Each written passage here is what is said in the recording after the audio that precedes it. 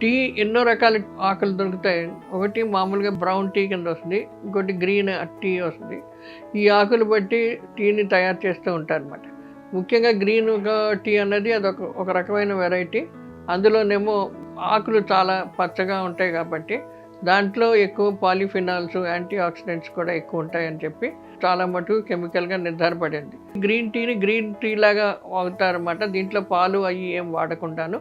ఇది చేయడం వలన దీనికేమో శరీరానికి ఎన్నో రకాలుగా హెల్త్ బెనిఫిట్స్ ఉంటాయి.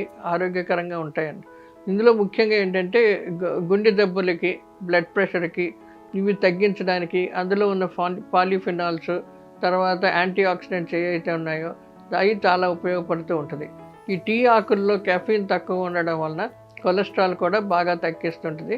కొంతమందికేమో వెయిట్ లాస్, గుండె జబ్బులు ఉన్న వాళ్ళకి, చాలా ఎక్కువ స్థూలకాయంగా ఉన్న వాళ్ళకి ముఖ్యంగా వెయిట్ లాస్ చేయమంటారు.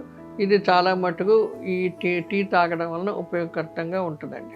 గ్రీన్ టీయే కాకుండా మామూలుగా దొరికే టీ కూడా దొరుకుతుంది. అది కూడా ఆకుల్లాగాను పౌడర్‌గా దొరుకుతుందన్నమాట. టీ డస్ట్ కింద వస్తుంది.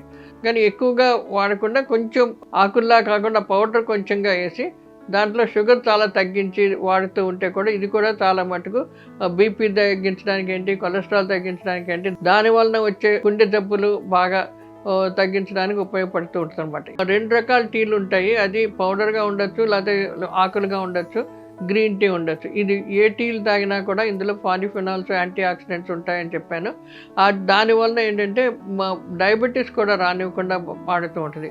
ఈ టీ కాసేటప్పుడు చాలా మటుకు షుగర్ వేసుకోకుండా జస్ట్ ఇది వేసుకొని, లేకపోతే కొంచెం తేనె కానీ పుదీనా ఆకు అలా వేసుకొని ఫ్రెష్గా ఆ టీ లాగా తాగినా కూడా చాలా ఉపయోగకరంగా ఉంటుంది.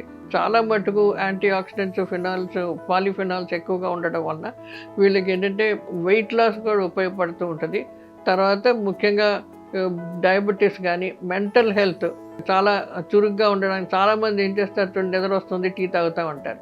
నాకేంటో చదవాలనిపించట్లేదు, టీ తాగుతాం. అది ఎందుకంటే కొంచెం అది చురుకుతనం ఇస్తూ ఉంటుంది అనమాట. మెంటల్ హెల్త్ని చురుగ్గా ఇచ్చి కొంచెం ఆరోగ్యకరంగా కొంచెం ఫ్రెష్గా ఉండడానికి టీ ఇస్తూ ఉంటారు.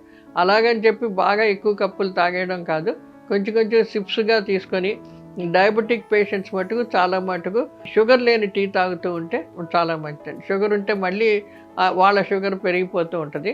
ఇంకా ఈ డయాబెటీస్ తగ్గడం కాకుండా ఎక్కువ అవుతూ ఉంటుంది.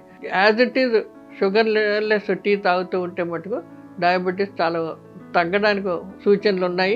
అది తగ్గే రకంగా కూడా ఉంటూ ఉంటుంది అనమాట.